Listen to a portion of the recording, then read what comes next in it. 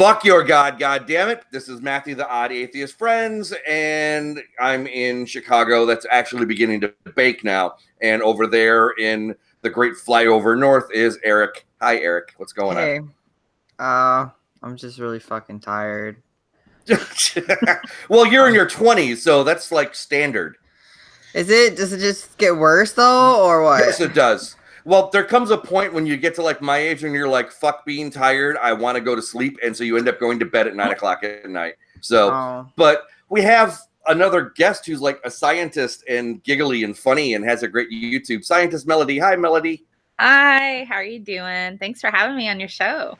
Thank you for coming here. I always get concerned when we get people who are smart that if somebody thinks that we have bribe material on them to get us to come in. We don't have any incriminating evidence on you, do we? You actually came here of your own volition? I did. Yeah. Oh, awesome. Yay. Yeah, so I like to go on other people's channels because I get an opportunity to meet new people and I get to talk about science. And that's kind of what I do. I'm a science communicator. And so it's really important for me to kind of be approachable, realistic. I think and we can talk a lot about science communication and education and kind of like maybe strategies on how to boost literacy. What can we do? Because we're getting dumber. Yeah, we are. So you go by Scientist Melody or Scientist Mel pretty much at like Twitter and YouTube and all that kind of stuff. All of that. It flows. It's easy. So let's talk a little bit about your show. I know you've been around. I've been a subscriber on YouTube for about 6-9 months now, something like that. Okay, and you do some great deep dives. Some of the stuff has been. Anyways, talk about your show. Okay. Well, thanks for subscribing, and I'm so glad you enjoy what I do. I have several different shows on Saturdays, on Saturday mornings. I call it Saturday Morning Science. It's the science of. We don't have Saturday morning cartoons anymore, so no. Let's science instead. So this past Saturday, I talked about hormones and cell signalers and that sort of thing, how it is that cells actually respond to hormones, and touched a bit on hormone replacement therapy. There's lots of controversy all over the place about trans athletes and stuff. So I just spoke about what the science says and what's needed and what we can do to kind of move forward to get more information. And that's inclusion. So I kind of go along that. So sometimes I do touch a bit on societal issues because, to be quite frank, government and society often drive the direction of where science goes because we need medicine. We need to understand how things work. And so if there's a new thing that's popped up in society, it's not really new. But if it requires scientists to kind of go in and start researching, that's really important that we kind of address that. So that's on Saturdays. Usually I have a weekly show on Thursday nights called This Week in BS. I'm kind of all over the place right now because I'm starting a new show today called Audacity. So while I have a lot of irons in the fire, but This Week in BS is a bit more of the current news thing. Saturdays are primarily just science, what science says about lots of different things, basically just standard knowledge. This Week in BS, we get more into current news and how science is affected. I had one episode, I had Dr. Leah Torres on, who is an OBGYN. I had her on. I had Nate Brody, who's a law professor. I had Atheist Husker, who's a sex education person. And I had Motel Cowboy on, who's an activist who used to work at Planned Parenthood. And we all talked about the abortion ban, but we talked about it on evidence-based. Nate Brody discussed what those laws mean, what it would take. So it's very educational, but it also tackles a lot of controversial issues that people sometimes are afraid to talk about. And then today I start a show with Doc Savage called Audacity. Yeah, the Savage Lovecast. I've heard of him. Oh, gosh. There's Dan Savage and there's Doc Savage. Oh, I'm sorry. I got them confused. It's okay. But Doc Savage, he actually works in immunology and has for 20 some odd years. He helped develop the HPV vaccine. And so that show, with his science knowledge and my science knowledge, we're just going to take horrible stuff that people present as science and comedically rip it apart. So today we're going to take a study by Deepak Chopra. Oh my God.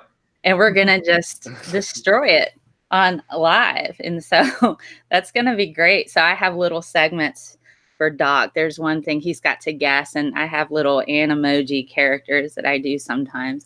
And one's name is Karen. She's basic white girl.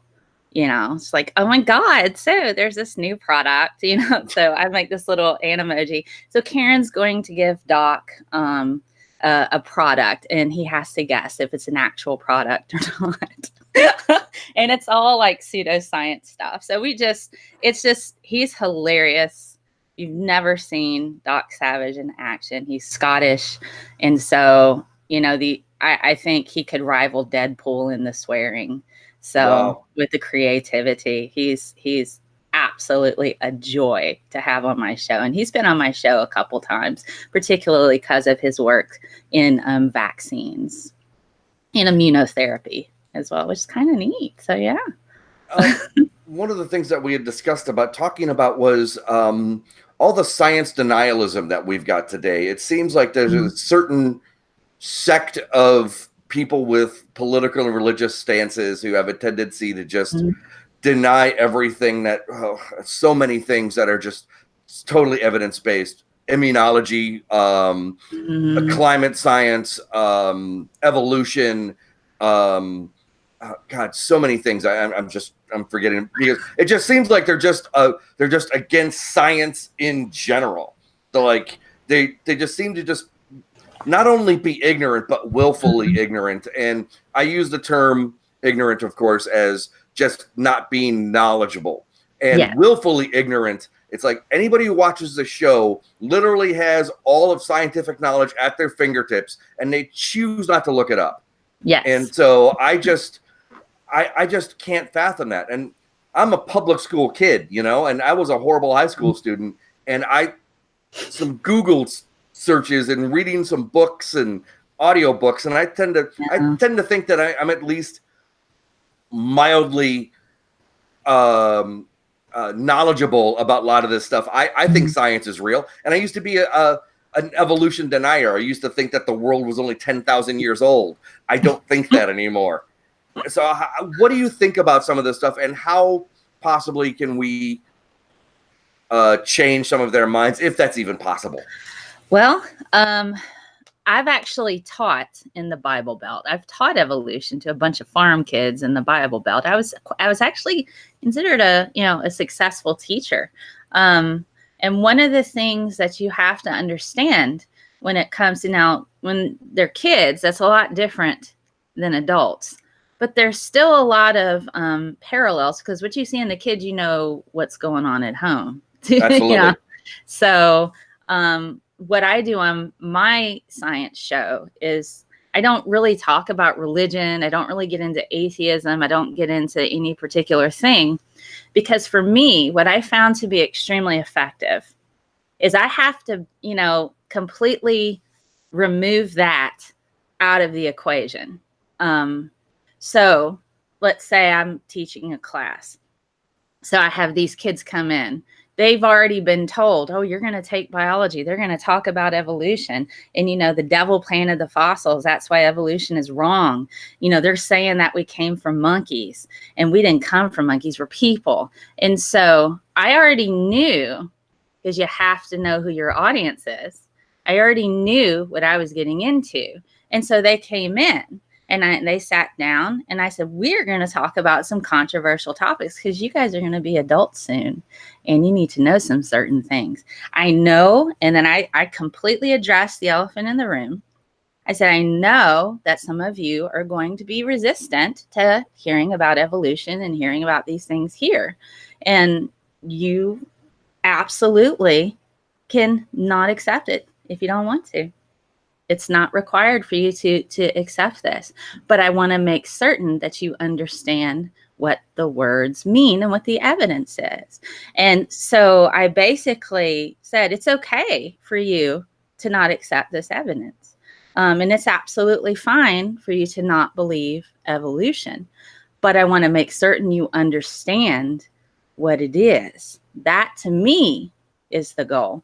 And so they would say, well, are you going to bring up creation and all that? And I said, okay, let me ask you this. Would you bring me your car if it broke down? And they're like, well, if you needed your car fixed, would you bring it to me? And they would go, well, I said, I might have fun taking it apart, but putting it back together and fixing it, maybe not so great. It might take me a while to do that. You would take your car to a car mechanic. Well, if you want to talk about creation and religion, you should go to an expert. Don't come to me. I'm all about the science. So I've got a whole bunch of old people that gave me all these degrees saying I know how to talk about science and I can represent that. But it would be doing you a disservice. I mean, I don't have a degree in religion.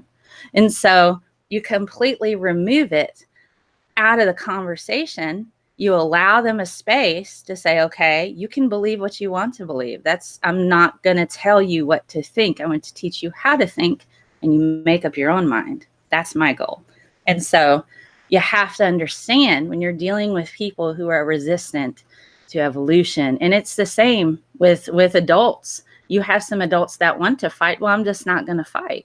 So like, well, creation, I'm like, okay, that's absolutely fine. You can believe that, but you're misrepresenting evolution. This is what the evidence says. This is what science has to say. Well, you're trying to make me, I'm not trying to make you do anything. It's fine. You can believe that. That doesn't hurt my feelings, So if you take the fight away, what are they going to argue over? I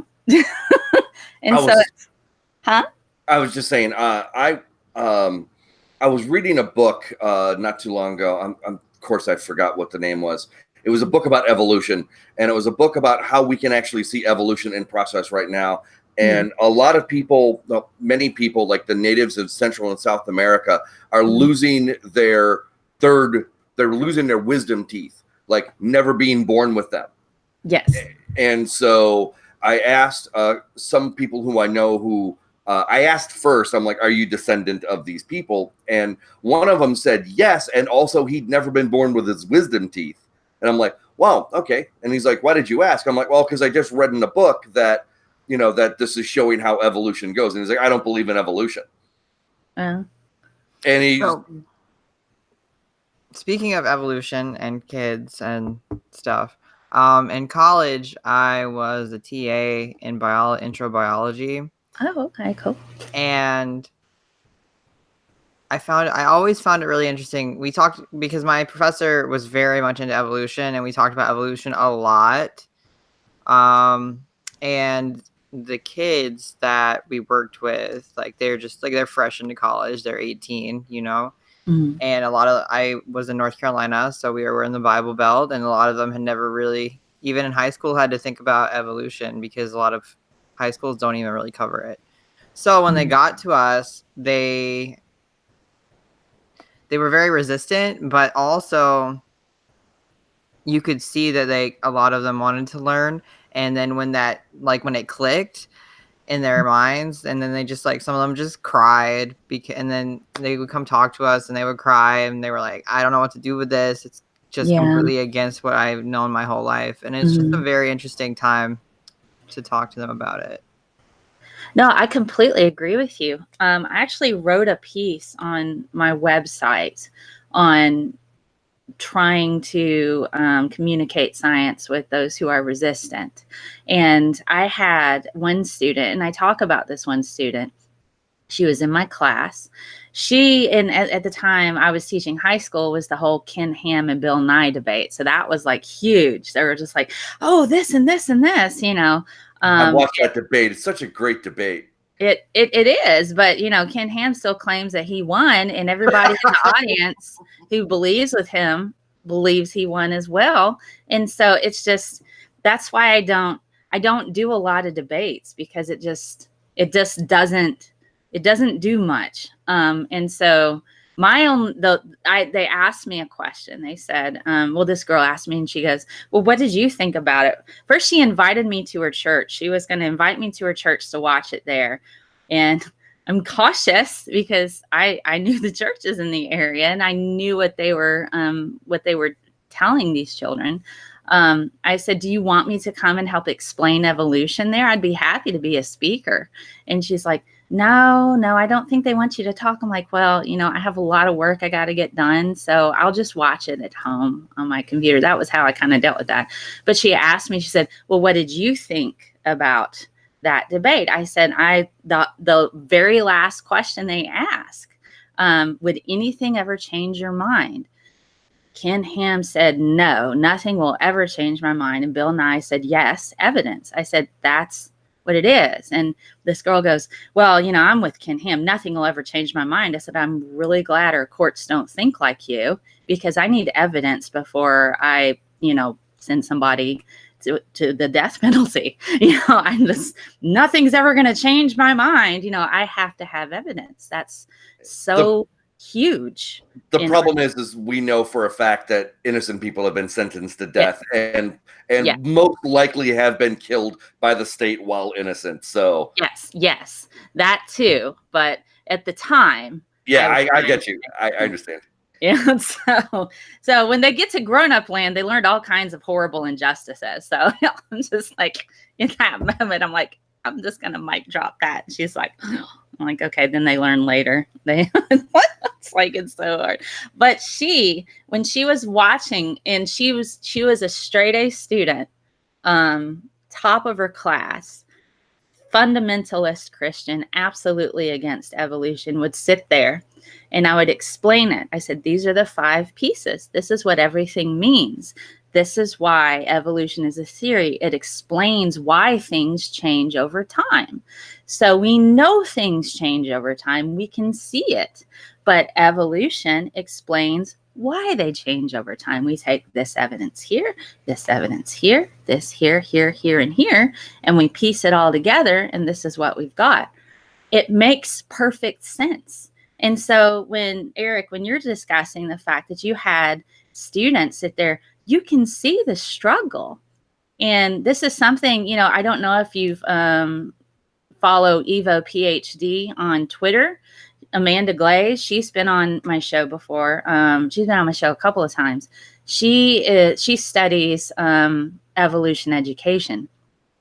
And something she and I agree on is there's no aftercare for that kind of trauma for a person, whether adult or kid, because at some point in time, you have to assess the fact somebody's lied to you. Was it your parents? They didn't do it on purpose. They just don't understand what the evidence is. Your parents are genuinely trying to protect you. I feel that that's part of that. And they're trying to get you to be a good person, but you've been lied to. And so that does a lot of internal damage to a person. So you got a kid who's sitting here struggling like, this is so easy and makes complete sense, but this is evil and wrong. So, but there's nothing in place for adults or kids, like after you give them that information, to sit there and go, hey, it's going to be all right. Just process this information, apply it to, I have friends of mine that are PhDs in biochemistry and Christian, and they completely accept evolution. Like, that's how God did it. That's how they sorted it in their heads. Like, this is how God did it, was through evolution. This is how God made the universe. It was a big bang. So they've managed to sort their own personal belief systems outside. It's possible. So that's what I did. That's what I did. I compartmentalized my belief in, I hate using this word because it's not a belief. It's simply understanding the evidence. I think the English language is too small, but I do. I say I believe in evolution. No, you accept that evolution is actually how it happened. And so, and I'm just saying, but that was one of the steps that I took to eventually becoming an atheist to anti-theist, is that I had to compartmentalize my religious beliefs versus my scientific understanding. And it took a long time for me to go down that road. And I don't know about anybody else. From my own personal experience, I was mad when I found out. You know what I'm saying? When I finally started dealing with those feelings and that kind of stuff, instead of internalizing them, I thought about them and dealt with them. What was it? I think it's attributed to Copernicus, where he said something like, anybody with any scientific understanding now will now know that the world is not flat. That was what, 500 AD or 500 BC, something like that. And we still have people who believe that the world is flat. How the fuck do they get there? I don't understand it. I did an episode on flat earthers. To be quite honest, I think it falls into this idea that they have this secret knowledge. And I even get into the history of flat earthers, and a bet that one of the founders of modern biology got involved with. He had a bet with a flat earther. Oh my gosh. And then that flat earther harassed him for like another 15 years. It was pretty brutal and awful. Death threats to his wife. Yikes. Yeah. So flat earth people, and I'm not a psychologist. I'm not a psychiatrist, but a lot of the patterns that you see follow that along with individuals who have this us and them type of tribal mentality. They practice a lot of, you can kind of see a bit of the conspiracy theorism a bit in there, but they just think they have this special secret knowledge that makes them special.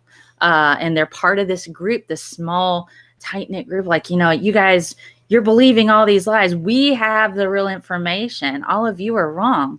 And so this sense of needing to belong. And also, and I talk a bit about this too, we have this thing in society where it's not okay to be wrong. And we almost punish other people for being wrong. We punish them in class for being wrong, for having a wrong answer, rather than getting to the root of why they gave the wrong answer. Oh, that's wrong. Next. Anybody got the right answer? I mean, there's this consistently, put into place in society where it's not okay to be wrong. You can't be wrong. It's your job. You want to get promoted, so you can't possibly be wrong ever. And that's counterproductive to learning and growing.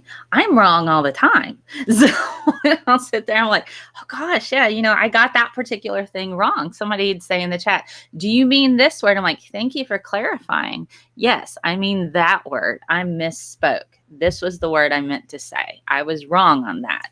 That doesn't mean I'm stupid. That doesn't mean I'm incapable. It means I made a mistake. And that's absolutely fine to make mistakes, but we punish people for being wrong. So flat earthers will never admit that they're wrong because, they get punished for being wrong. So, and it's this weird type of mentality of wanting to belong, I think, to this particularly super secret organization that makes them feel special. I also think that there's, like you were saying, a bit of the tribalism, otherism, that kind of stuff that goes in with that. I don't know if you remember seeing it, but did you see the video where Buzz Aldrin punched the flat earther guy? Probably one of the. Probably blocked him. The guy asked him a question, is like, oh, did you know that that you're part of the NASA conspiracy? And Buzz Aldrin, the guy looked at him. The guy's like 87 years old, looked at him and punched him in the mouth and walked away. It's like, I don't necessarily 100% agree with physical assaulting on people, but I have to admit, I laughed a lot and hard for a long time. Yes, I have to. I agree with you there. I don't necessarily condone violence, but it was quite funny to see Buzz Aldrin punch a guy in the mouth, and he's just like, come on, Come on, man. Recently, I think it might have been last year or the year before, the guy who tried to build the homemade rocket out in California or New Mexico and then launch himself into space, because he wanted to take a picture that the Earth was flat. He only got like 5,000 feet in the air or something like that. He got like a really low amount. He could have bought an airline ticket to go either Europe or Asia, and he could have seen the curvature of the Earth from the aircraft. Yes. And so, but that somebody else has recommended that he does that. That didn't come from his own mind. That was a recommendation of somebody else. That they have to be in charge of how they get their data and how they get their. What can I do? I need to do an experiment to prove it. So that it's a weird thing. I think they won't get on a plane and fly because somebody else told them to do that. And maybe, it just looks that way because the windows are curved.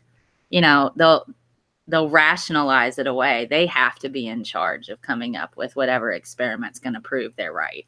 Well, there's been people who've put GoPros on mini rockets and launched mini rockets thousands of miles up, or a very long distance up, and take pictures, and you can see the curvature of the Earth like that. And he didn't need to get NASA involved. I mean, well, I don't know, but I'm just saying I've seen videos of like that where people put GoPros on mini rockets and launch them up, and you can see the curvature of the Earth that way. And it's like, it's your own GoPro with your GPS attached to it. You're gonna get the information. Yes. Nobody else could have faked it. I mean, yeah. I don't understand. Yeah, but then if they say that they did this and they saw that, they'd have to admit that they're wrong. I think that's the hard part for a lot of people, is just admitting that they're wrong. And like you said about that whole thing, nobody likes to be wrong, but I've admitted it when I've been wrong. Mm-hmm. I fucked up. Yes.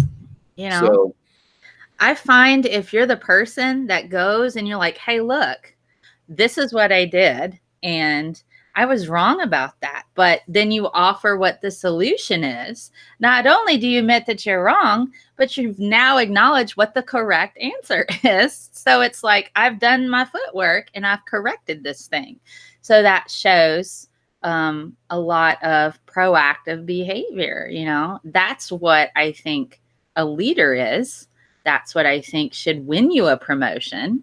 That's what I think communicating that is way more important than just being right all the time. Like, yeah, I messed up. This was wrong. But look, this is where I found the information. And this is what I'm going to do to correct this. Could we talk about possibly, because I know you did a video recently about nuclear power. So can we talk about possibly getting away from the fossil fuels and hopefully not poisoning ourselves? Because I'm pretty firmly convinced that humanity is going to die because we fucked the Earth beyond all recognition. Yeah, I have that same concern as well. Nuclear is a really good option. We already have a lot of reactors. Until we get cold fusion, anyways. Until we get cold fusion. Nuclear is a good option. Jimmy Carter recently took a whole bunch of land and converted it to solar to power his town. And I think one of the last statistics that I saw, it's probably changed now. We only need a little small section in Texas to convert to solar to be enough to power the U.S. I know there's issues like with the Tennessee Valley Authority. They built a lot of the lines that cover the South end to end, in sections. There used to be a program, I think, in California where you could rent solar power panels, everything to come in and install it. And then you're allotted a certain amount of power every month, and you just pay kind of like your satellite television. You just pay a rate, and that way, that's great for people who are on fixed incomes, and it also allows you to an alternative form of energy that's not coal, but that's not allowed in states that the TVA, the Tennessee Valley Authority, is in charge of, or if if they've put those lines in, they've lobbied against that. It's not legally allowed to rent solar panels. You have to pay for them out of pocket and have them installed. So they're lobbying a lot against people installing solar in their houses. It's an issue. and I don't see why renting a solar panel system that would fit within somebody's budget would solve a lot of the issues we have with the pollution and the coal. Self-sustaining houses with that, just pay a flat rate every month for the power that you get. And if you go over that, then you got to pay a little bit more. It's the same thing with the gasoline companies and that kind of stuff too. I mean, because, the oil companies, make how much money every year, all of them, do you know what I'm saying? And, the economies of several countries is literally based around selling oil. And so if we get away from using fossil fuels, we're going to have to do other stuff. But many of these countries that depend on that, they could power their whole countries by using solar, and also become scientific leaders in, solar energy and battery powered cars and all that kind of stuff, if they choose to refocus their energies. Funny. Right. I made a joke. Into doing something more constructive and helping humanity, because I think we're fucked. Yeah, we're getting there pretty rapidly. I mean, we're seeing recently the permafrost in Alaska is melting a lot faster than we had anticipated it would with the current trends. I think it's frustrating as a science communicator for people to go, and this is funny. I actually called Kent Hovind one day. I think it was back in December. It was during a 12-hour live stream that I had that was a benefit for Bullioninator, who is actually a producer on my show now. He joined my show, and so he's producing my Saturday show and my Worldacity show, which allows me time to get more stuff in for content. So, yay. Yay. So I called Kent Hovind just on a whim, because we were doing, I don't know if you know about SciStrike. He has something called Movie Night.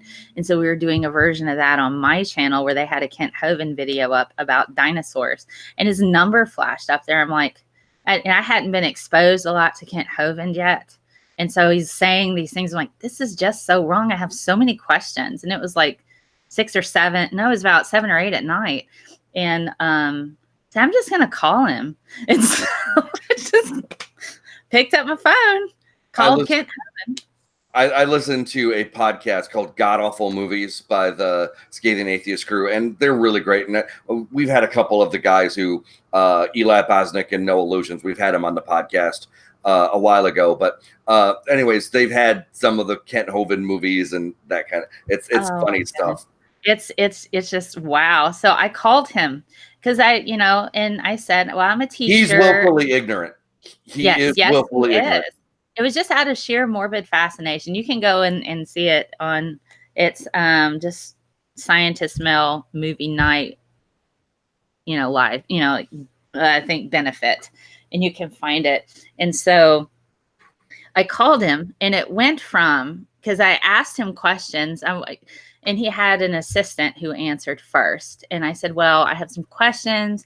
I'm putting together a unit on dinosaurs, and I just wanted to get his input on how the diversification of all these species happened. She goes, oh, that sounds like a good question for Dr. Hovind, and put him on. And so I just not a doctor. Oh, I know. Not a doctor. No, I know. He's a pretend one. So he got on the phone. And it was just, I just wanted to learn about him.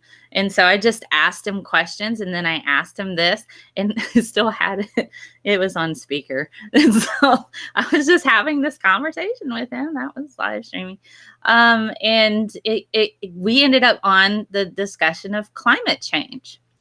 And I asked him, I said, well, what do you think about all this? And we had already talked about Noah's flood, because that was one of the cause of the mass extinctions, at least 3 of them. That's what he says. They all happened at the same time. So I'm like, okay, sure. Like, well, what about the great dying and underwater? All of the sea creatures under in the water died at the same time, and they think it's because it's all this bacteria. Oh no, that was the flood. But they're ocean creatures. Oh no, it got really hot and boiled. Okay. So sure. And so I just asked a lot of questions. So when we got onto climate change, I said, so what do you think? Is this kind of like, like the flood, like in the past? What do you think all this climate change is? And so he just answered the question, and he says it's a government conspiracy to try to control people. And I said, then you must be happy about all those EPA rollbacks then, because that's going on right now. The government is allowing other things to happen to where the EPA is not controlling all the pollution and stuff anymore. So that you must be like, kind of happy about that. And then he went on, he ended up talking about how what it is that people don't take care of their own houses and their yards. And that's the reason why we just don't take care of our own yards. And if we did, we wouldn't have this problem.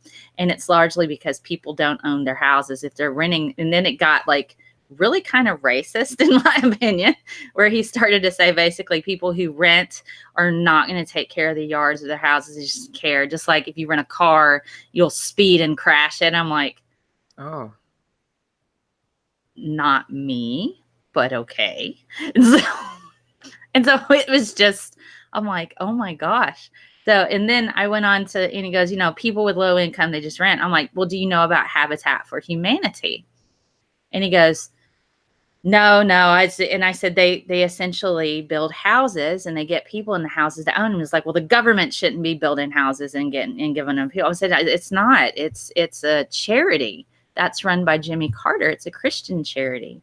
And he goes, well, I don't know anything about Habitat for Humanity. I said, oh, you should look it up. It's a really, my mother works with Habitat for Humanity. She's a I've built master houses gardener. for Habitat Humanity in the past. Yeah, it was like 30 years ago, but I've done it. I mean, I've helped build houses for Habitat. And my mom, local, she's with the local master gardeners. They'll go to like Home Depot, Lowe's, all of these DIY stores. Say, do you have any plants that you like to donate for Habitat for Humanity? And they'll just donate them, and then they'll take them over to the houses, and they'll actually do gardening on these houses for these people. So I mentioned that to him. I said, no, so there are master gardeners willing to teach people how to garden in their own homes. So for this low-cost housing program, you should check it out, Mr. Dr. Hovind. And he's like, okay, I will. And I'm like, okay. Of course he didn't. Probably not. But I found that interesting that climate change is a government conspiracy to control people. And I'm like, how does that work? So, don't ask me to try to explain their logic, quote unquote, because I I'm can't. so confused. But see, that's why I haven't called Kent again. I've thought about doing it again. Mel calls Kent Hovind, just conversations. You're like, hey, Kent, Dr. Hovind. I asked him, I'm like, can I call you again sometime? You've been very informative, and I really appreciate your time. He's like, yeah, call me anytime. I'm like, fantastic. I was like, what in the heck was that? that is very interesting. I'm bored. I'm lonely. Give me a call. Sure. Like, hey, Dr. I'll slather myself in peanut butter when you call. Just let me know beforehand. Yikes. So I feel like people are very fixated, and probably rightfully so, but on trying to prevent climate change, which I agree we need to change our ways. Like, that's not a question in my mind. But I feel like, okay, so I studied geology, just to give like my background a little bit. And so looking at like the fossil records and everything and all the extinctions and realizing that extinction is very common. 99% of species that have ever existed are extinct right now. Yeah. So I feel like thinking about that and having that viewpoint, you're like, just going forward, you're like, this is just natural. Like, yes, it's human induced climate change, but extinction of everything, that's just going to happen and new things will evolve and everything like that. So I don't know. My question is, it's just like, I feel like maybe humans just need to get ready for that change, which is going to include using renewable energy and stuff. But we also need to, I think, not be super sad about everything that's going extinct. Like, it sucks that we're doing that and we're causing it. That's terrible, but it was going to happen anyway eventually. I don't know. You know what I mean? I don't know how to say what I'm trying to say. I know what you mean. I know what you mean. I think also it's important to note that a lot of the species that are extinct had evolved into a new species as well. Right. And so you've got older versions that are gone for that reason. We have evidence that different species of humans live side by side, you know? Sorry about that. Oh, it's okay. I had an alarm go off. I apologize. I should have silenced it. It's okay. So when I agree with you, I think it is really sad to see what's happening because we are losing species at an alarming rate.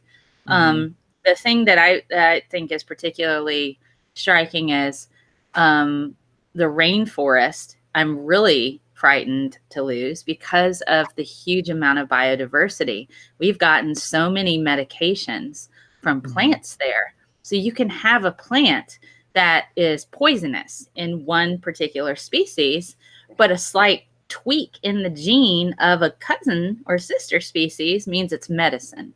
Well, we got aspirin from what tree? I don't remember which one it was. The bark of one of the trees gave us aspirin.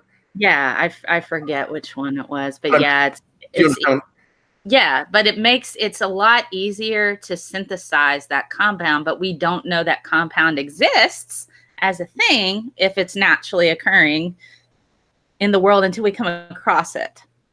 And so, for instance, a lot of the stuff that I did when I was working on my master's in chemistry is we've gone to a lot of computational chemistry now, particularly trying to find medications that can turn on or turn off certain receptors. So I worked with the LPA2 receptor, which is a receptor that's highly expressed in aggressive strains of breast cancer. And what that receptor does is it rescues the cell over and over and over again and keeps it from undergoing a self-destruct sequence. And it also turns on the make lots of copies of myself, proliferation. And so if we're able to shut off most of those receptors on a cancer cell, that could increase the basically increase the effectiveness of like chemotherapy and radiation treatments and that sort of thing. So we're looking more at those receptors, what fits in those receptors, what compounds fit in there as a baseline to try to figure out, can we synthesize medications from this? We don't know that it'll work until we get to an actual wet lab and test it and see what it does on the receptor. But it's either trying to discover in the rainforest now, which we're losing, or to go through and run computer simulations to see what compounds can fit in these receptors because that's essentially where a lot of the medications that we get happen. Antihistamines, histamine blockers, you know what I mean? So that's a receptor medication. Most of our medications are like that. So, but it's upsetting. That's the only thing that makes me really, really worried is the fact that there are lots of different species of plants in the rainforest that we haven't even discovered yet because they're mowing it down so quickly. For your palm oil. Yeah. Make sure you get your palm oil. But anyways, that's a great segue into vaccine denialism and homeopathy. I mean, you go into freaking Walmart and you buy the, what is it? The stuff that's supposed to not make you sick when you get on airplanes. Oh, yeah. I know what you're talking about. Yeah. So you buy or something like that. I don't know. let me eat 1,000 grams or milligrams of like freaking vitamin C and Yeah, immune boosters. Yeah, immune boosters. I mean, some of the evidence for some of those are dubious at best. So, do you want to talk about some vaccine denialism and then maybe some homeopathy? Sure. Crazy stuff.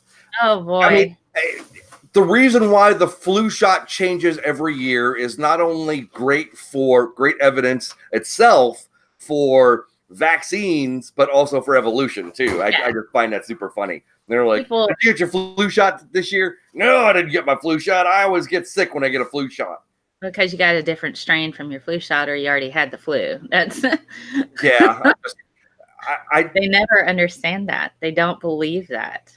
That bias is called availability heuristic, where they think that because it happened this way, it's either not going to happen or it will happen. So an example would be my grandmother smoked cigarettes every day and she lived to be 90 without cancer. Therefore, I won't get cancer by smoking cigarettes. That's how, and I actually have a series of little 1-minute videos I've done on a playlist called my Cognitive Bias series. And I'm writing a book about cognitive bias right now. I haven't gotten really far in the writing. I really need to do that. but availability on YouTube.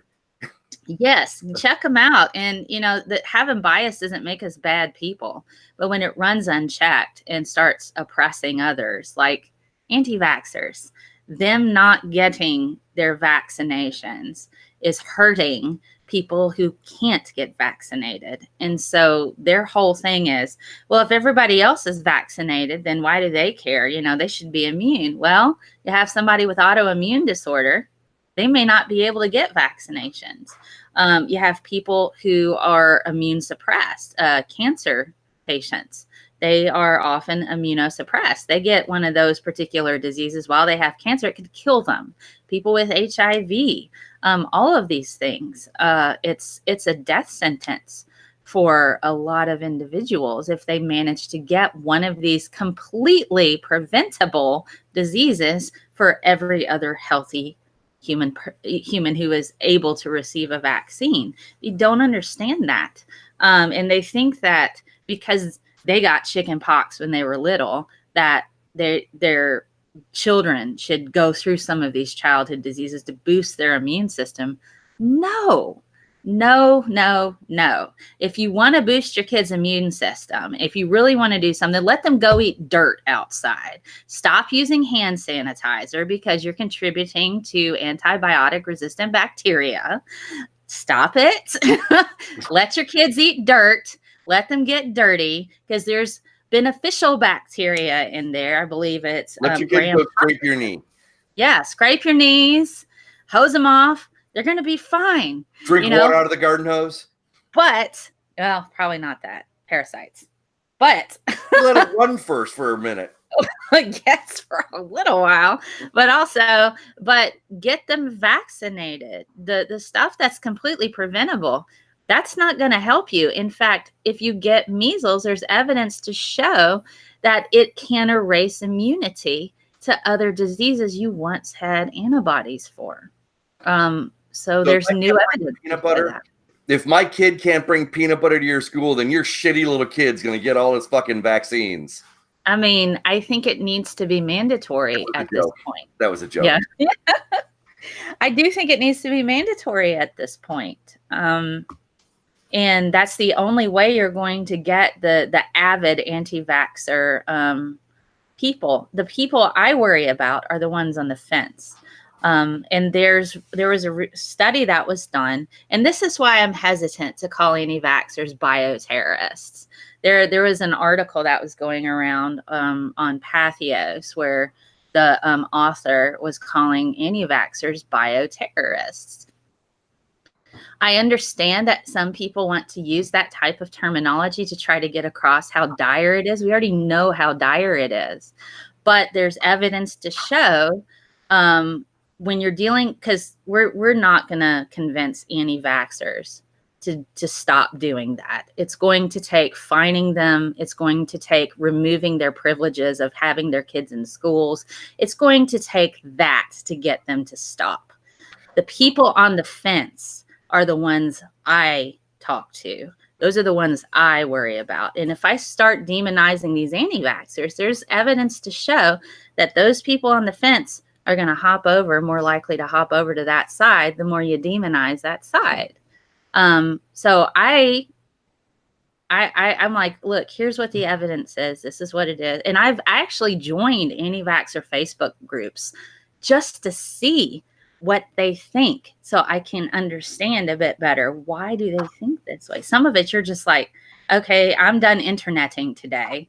I'm done. I can't read anymore. I'm exhausted from just reading this. This is horrible. But other times, I'm like, okay, I'll go through. So the people on the fence. So there was a study that's done. It was called Immunity Community, where doctors in a local area worked with schools and other like churches and things like that. They had parents going out. They had a Facebook page. They had online presence, but it wasn't doctors who were there.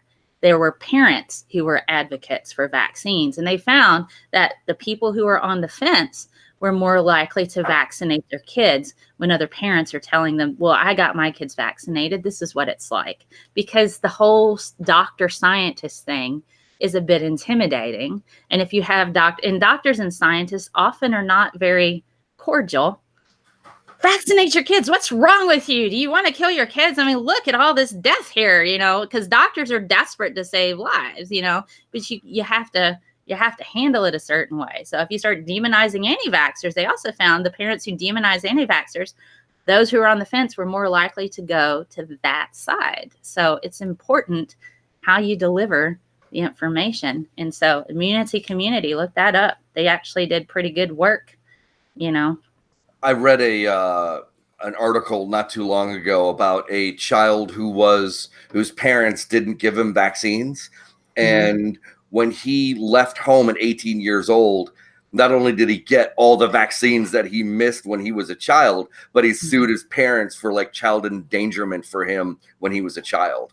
Oh my God. So this is going through the courts now. Yeah. I don't blame him.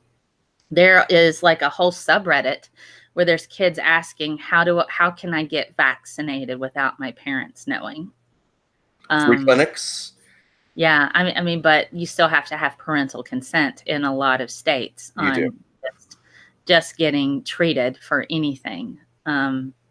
So it's upsetting and frightening that children are asking, please give me vaccines, and their parents are saying no. I saw, and I actually, on one of my episodes on This Week in BS, I had Dragnot Silvis. He joined a Facebook group as well. I did.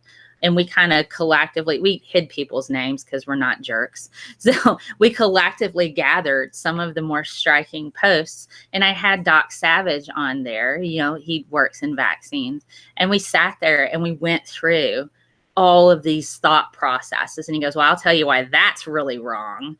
And then he would discuss it. And we're like, this just blew me away. There are parents and mothers, particularly, it's mostly moms that we're seeing do this, who are trying to lie to their boyfriend or ex-husband that they've gotten the kids vaccinated, but they're not going to do it.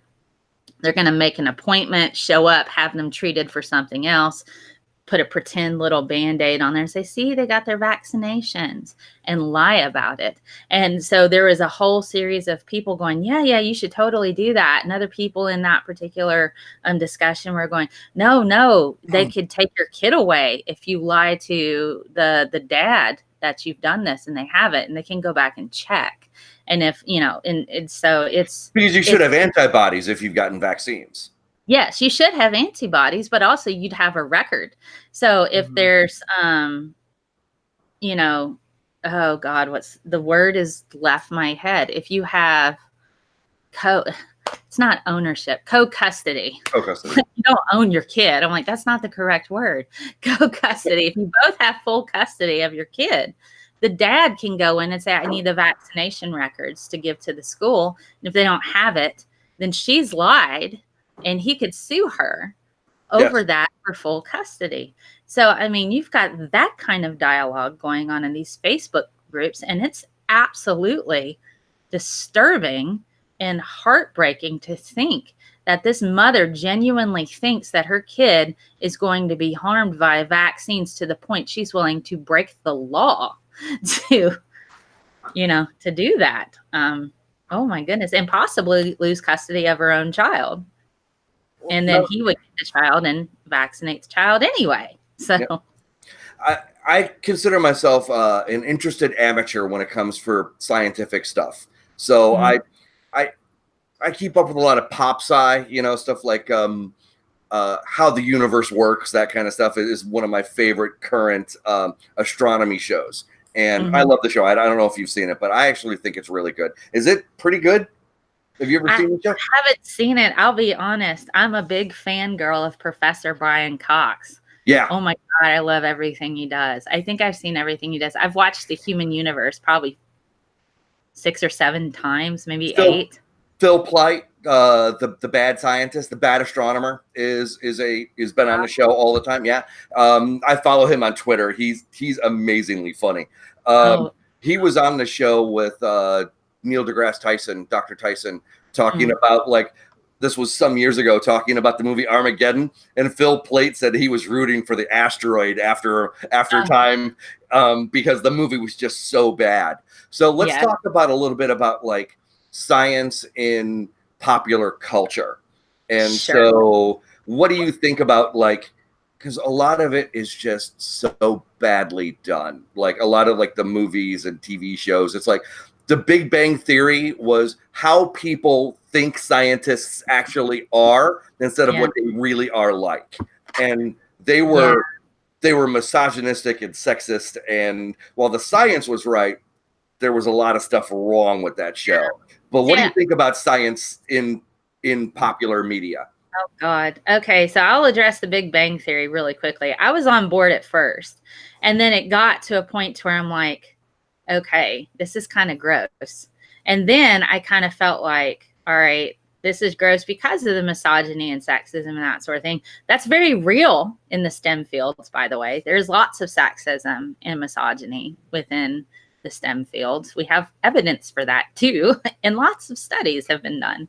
That aside, I couldn't determine if they were trying to be funny and try to say, okay, so let's boost interest in science based on this show, or are they actually making fun of people for being in science?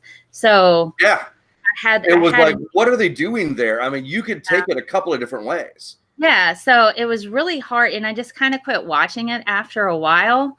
And I thought, man, it's just, it's weird because for me, I used to play D&D a lot with a group of my friends.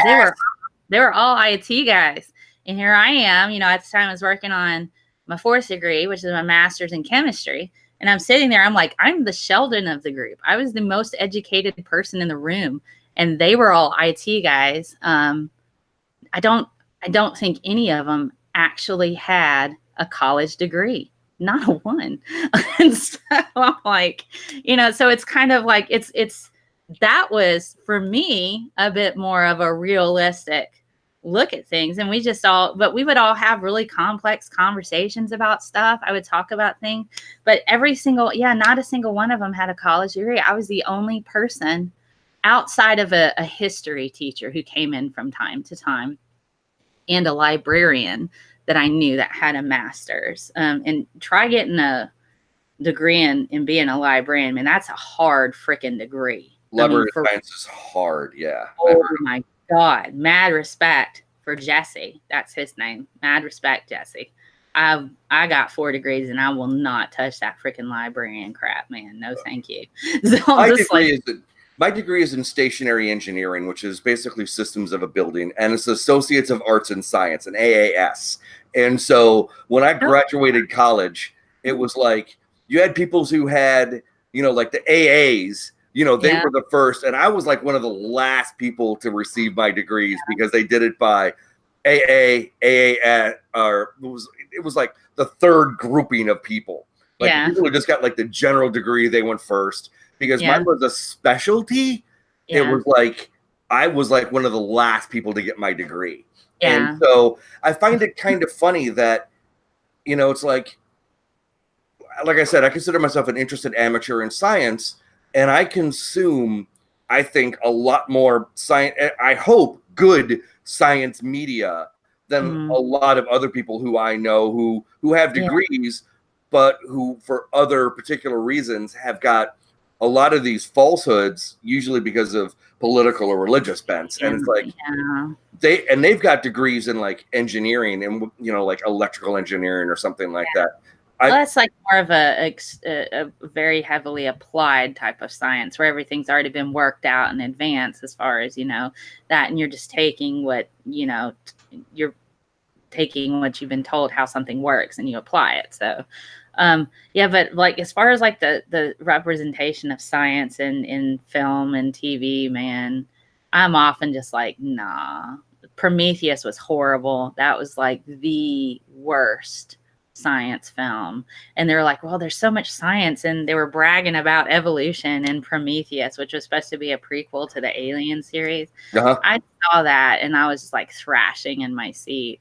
I'm like, for this $1 trillion operation, they picked some of the dumbest scientists they could ever pick to do this thing. I'm going to get on a brand new planet, and then I'm just going to take my helmet off because oxygen. Hey, it's the same atmosphere as Earth. No, it's not. Freaking microbes. How do you know that there's not a virus here or bacteria that's going to like kill you in, you know, a matter of hours? You know, you don't freaking know. And so they did like, and then everybody else is there. They're like, don't take off your hood. But they're like, see, I'm fine. They go, oh, okay. And I'm like, War of the Worlds, like the original War of the Worlds was based on that, where they're like, you know, they opened up their space, you know, their spaceships and and then they died because, you know, some microbe that they didn't agree with. Yeah. So I mean, that's we have the whole of history also with exposing people to brand new things and killing them. Smallpox blankets. Do we not remember that was a thing? So it's like you got that. And then you got the android walking around touching all the green goo stuff. And you're like, why are you letting? And then he goes and makes them all tea. And I'm like, what are you doing? And then, of course, all of the medical equipment on there is only geared for dudes. All right. And not a single medical doctor actually on there. And then you've got people, this rolling thing that's rolling in one direction. It's like a spherical thing. You know, they're like, oh, it's going to get me. Just move sideways. Why are you? I couldn't, you know. What do you think about that movie with Matt Damon that came out a couple of years ago where he got stranded on Mars? The Martian. The Martian. I actually enjoyed that. I did enjoy that film. They did kind of throw thermodynamics and physics a little bit out the window there in portions. But I liked it because it did have a lot of correct science there. They did kind of toy a little bit with a few things, but I felt it was at least a tangible representation of the dangers that astronauts go through, why each person has a specialty in a thing on a particular mission, why he had a PhD in botany. And he's like, lucky me. I have a PhD in plants. So now I know what I got to do. And so I liked that angle, saying this is what they do that makes them shine. They take what they've learned and they're applying it in this way. This is how he uses the method. You know, I thought that was a good, yay, science type of film where it had science in a positive light and was enough to inspire people to maybe, you know, maybe I should try a science, you know, give that a go. Let's leave that on a good note that we actually, I enjoyed the movie The Martian. Eric, did you enjoy the movie The Martian? Yeah, I really liked it. I did too. Mm-hmm. But you had mentioned that you played Dungeons and Dragons. You cued my interest. Yeah. How long have you been playing? I haven't played in a while. I actually have the light up D20. When it hits on 20, it lights up. Oh, nice. Yeah, I don't know if I can get it to do it. I understand. I've seen them before. They're cool. And I do have a D20 wizard staff over here. It's like a full wizard staff with a huge D20 at the top. I've seen them. Those are awesome. And then I've got an atom on my wall. It's like the old, oh God, not the Bohr model. It's more of a quantum model atom, but it's got the D20 in the middle and the other dice going around it, like nice atomic orbits. So what's your favorite kind of character to play? I usually like to play a thief. Like a half-elf thief. That's usually what I like to do. But my last character was a human swashbuckler who had a flying ship and a flaming scimitar that could cast daylight, and I had a lightning rifle. It was awesome. That sounds pretty snazzy. Yeah, that was cool. I really enjoyed that, man. She had acrobatics, all kinds of just awesome stuff, man. I have a bit of a hypothesis that I think that people who are more flexible mentally, who tend to be, like, I don't consider myself a science communicator, but I know that I like science, and people who I think are more mentally agile tend, I think, to, and even atheist podcasters, I think, tend to, like more Dungeons and Dragons than a lot of other people. I think the mental agility, I think, is what goes in there. Because I know that I was told when I was a child that Dungeons and Dragons was the devil, and I'm like, oh my goodness, yeah. There's a Christian version somewhere. I forget what it's called. There's a Christian version of Dungeons and Dragons where instead of spells, you have scriptures. Oh, that would be horrible. Yes. I just thought of something. I've played a fair amount of Dungeons and Dragons, and I'm thinking back with all the people I've played with, and I think the majority of the people I've played with have been Christian, but not the horrible I'm gonna die if I play D&D kind of Christian. But yeah, that's just an interesting thing. I'm just saying it's a hypothesis, not quite a theory yet. It's still working. I'm still gathering data, but it's a current running hypothesis. I just find funny is that, especially when I see people who have a tendency to deny science and that kind of stuff, that they really misuse hypothesis, fact, and theory. Why don't you do your own study? You can set up SurveyMonkey, go through, set up a little survey, have people put in their demographics, Christian, non-Christian, Muslim, atheist, whatever, and then go through a series of questions, having them answer, and then say, okay, do you play any kind of role-playing game? Is it tabletop? From that. So yeah, that might not be a bad idea. Yeah. So anyway, we're gonna do the Trump game. Are you interested in playing the No Trump game, trying to find out what Donald Trump said? This is always funny. Okay. Hang on a second. No alcohol this morning. How depressing. So anyways, quote number 1. So there's 2 quotes, and one of them will be Donald Trump and the other one will be somebody else. Okay. So it's best of 3.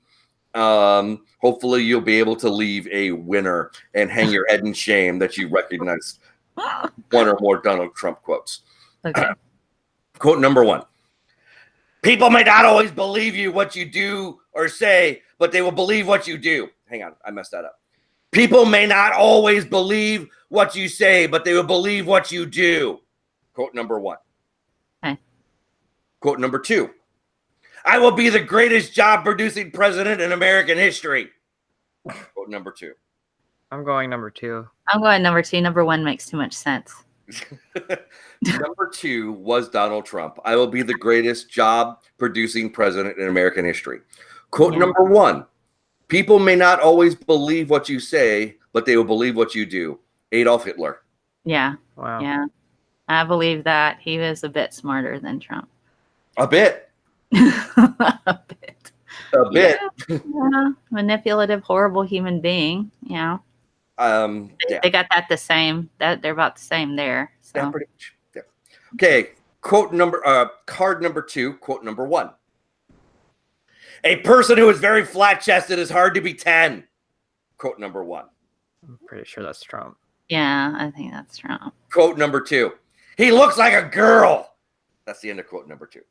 So Yeah, he wouldn't say number 2. He would probably have some kind of horrible denigrating thing to go along with girl. So I would say 1.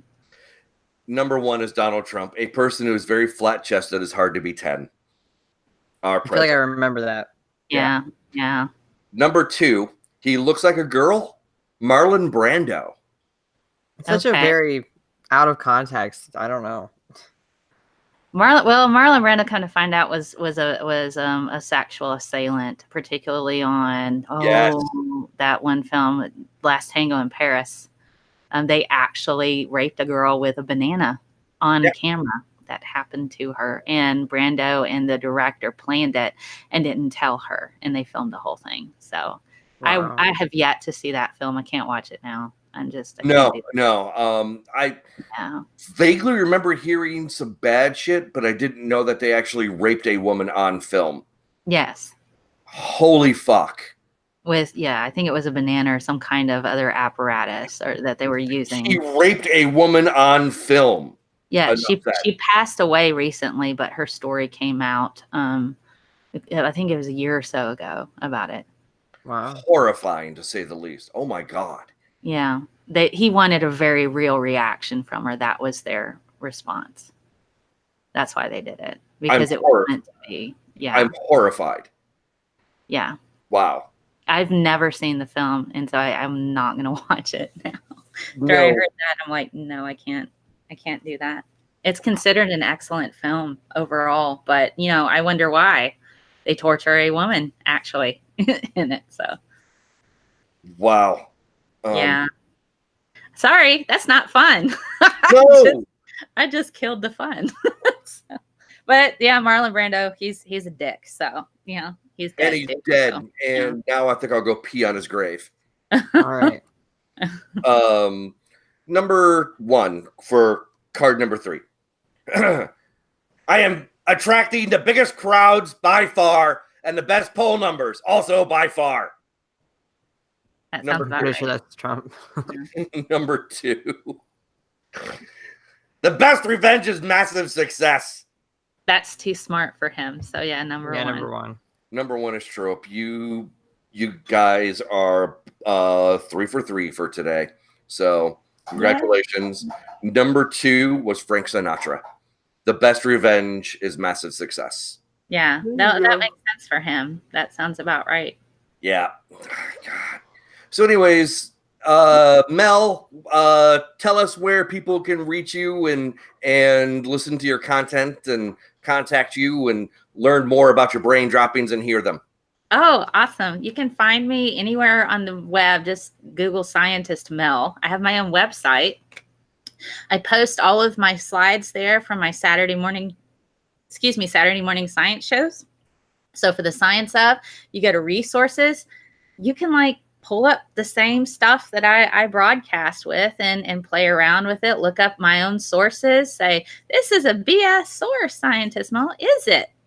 Do you have a better one? Let me know. You can contact me there. I'm on Twitter, twitter.com/scientistmel. I'm on Facebook, same page, facebook.com/scientistmel. I have a Patreon, so if you like what I do, I have a special going on through today. If you're a $20 or more a month patron, I give you a t-shirt. Free t-shirt. Yay! Yay. And they have early access to my audio podcast, which are some of the audio versions from my best shows. They get their own RSS feed, and I do later post them on my website. And my audio podcast is #HeyScientistMel all together. And if you want to talk to me on Twitter, use the hashtag, because my mentions, I had 400 in a day once. And I'm like, okay. So, I'm like, and people are like, hey, can you, and I lose a lot of the questions there. And my DMs are open. Be polite. If you're not, I'm not going to answer. So, but you can find me there. Yeah. So Well, I thought it was youtube.com as well /scientistmel. Yeah, I thought it was great because, we hadn't communicated before the other day or last week when I asked you to come on the show, and you're like, yeah, I'll come on. I'm like, awesome. So I thought it was great. But anyway, so for you mentioning your patrons, we'd of course like to thank our own patrons. And so, of course, thank you to the patrons who support our show. We try. So, but anyways, Thanks for being on the show.